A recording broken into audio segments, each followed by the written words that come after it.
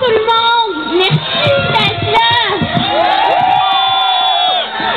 Alors les changements climatiques, contrairement à ce qu'on peut entendre parfois dans les médias, c'est pas dans 20 ans que ça va se passer, ça se passe déjà maintenant.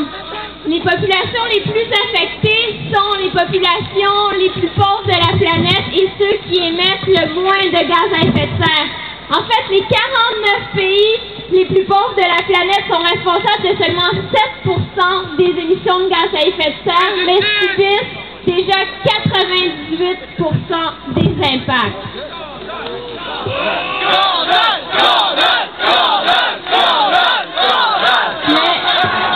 Stephen Harper parle de l'importance de l'implication de la Chine. Certes, elle est là.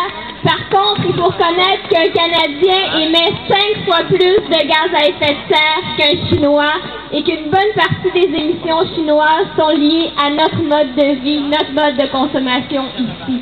On a donc une responsabilité. Les engagements pour les changements climatiques, c'est pas une question de charité, c'est une question de justice.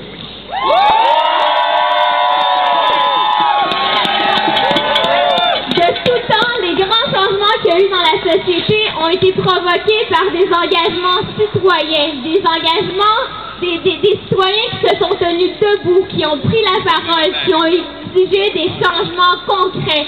Nous tous ici sommes des amorces de ce changement-là et on peut inviter nos concitoyens à eux aussi poser davantage de gestes, des gestes dans notre quotidien certes et des gestes politiques. Et là, j'ai envie d'inviter les gens qui ont un cellulaire à le sortir et à vous donner le numéro de téléphone du bureau de Stephen Harper, parce que même la fin de semaine, il y a quelqu'un qui répond au téléphone et qui nous met sur une boîte vocale. Donc ceux qui ont envie de faire cet appel-là, je vous donne le numéro.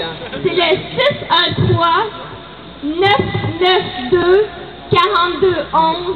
613-992-4211 et je vous invite à envoyer un message clair à Stephen Harper. Et si vous avez l'impression que vos gestes sont parfois un petit peu isolés, perdus dans une masse, je vous rappellerai une histoire, celle de Rosa Parks, qui, dans les années 60, a refusé de céder sa place dans un autobus à un blanc. C'était une femme noire, une couturière toute simple, qui a priori n'avait pas de grands engagements politiques.